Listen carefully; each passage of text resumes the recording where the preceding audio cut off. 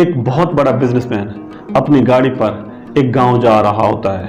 اس کے گاؤں جانے کا مقصد دراصل وہاں پہ ایک فیکٹری لگانا ہوتا ہے۔ وہ اس گاؤں میں اپنی فیکٹری لگا رہا ہوتا ہے۔ اس گاؤں میں داخل ہوتے ہوئے وہاں سے ایک دریا آتا ہے، اپنی گاڑی کو سائڈ پر کھڑا کر لیتا ہے۔ وہ کشتی میں بیٹھتا ہے اور ملاح سے جو ہے وہ باتیں کرنا شروع کر دیتا ہے۔ اسے کہتا ہے کہ کیا تم اس چیز سے واقف ہو کہ تمہارے ساتھ کون بیٹھا ہوا ہے؟ تو ملاح جو ہے وہ نفی میں سر ہلا دیتا ہے اور کہتا ہے کہ نہیں، میں آپ کو نہیں جانتا۔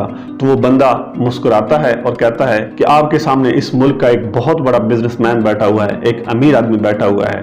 تو ملاح جو ہے وہ کہتا ہے اچھا، مجھے نہیں علم تھا۔ تو وہ آگے سے پھر بندہ کہتا ہے کہ کیا آپ اخبارات نہیں پڑھتے؟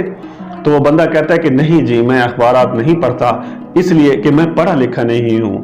تو وہ جو بزنس مین ہوتا ہے وہ اس پہ پھبتی کرتا ہے، تعریض کرتا ہے ملاح کی، اور کہتا ہے کہ واقعی آپ اخبار بھی نہیں پڑھ سکتے؟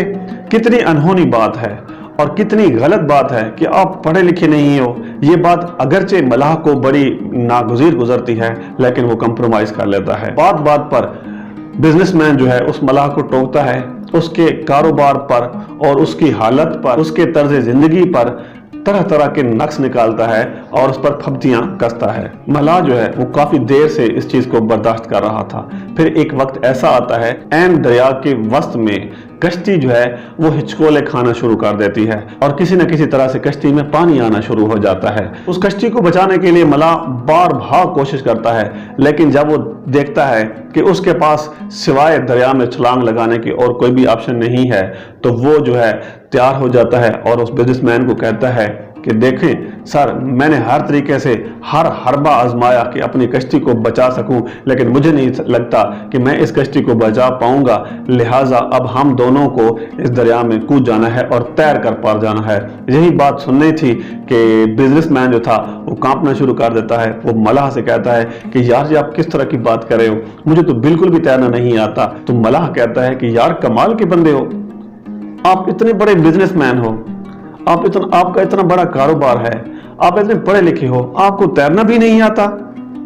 ملاح کی یہی بات سننی تھی کہ بزنس مین جو تھا، وہ جو امیر آدمی تھا، وہ کافی زیادہ شرمندہ ہوا اپنی اس تعریض پر جو اس نے ملاح کی تھی۔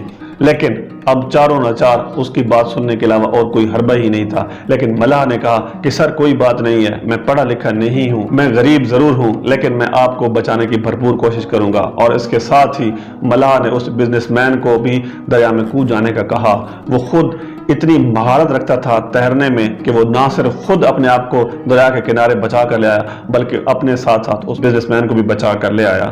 اس کے بعد جب دونوں دریا کے باہر آئے تو اس بزنس مین نے اس ملاح کو گلے سے لگایا، اپنے کیے پر معذرت چاہی اور ساتھ ہی اس کا شکریہ ادا کیا۔ اس چھوٹے سے واقعے سے صرف اتنا ہی کہوں گا کہ اس دنیا میں اللہ پاک نے جسے بھی پیدا کیا ہے فضول پیدا نہیں کیا۔ ہر بندے کی اپنی ایک ورتھ ہے، ہر بندے کی اپنی ایک ویلیو ہے۔ اگر ہمارے پاس کچھ زیادہ آ گیا ہے یا اگر ہم نے کسی دوسرے سے 4 کتابیں زیادہ پڑھ لی ہیں تو ہمیں ان 4 کتابوں کو برداشت کرنا چاہیے، ایک دوسرے کا خیال رکھنا چاہیے، کسی کی بھی عزت نفس مجروح نہیں کرنی چاہیے۔ دعاؤں میں یاد رکھیے گا۔ اللہ نے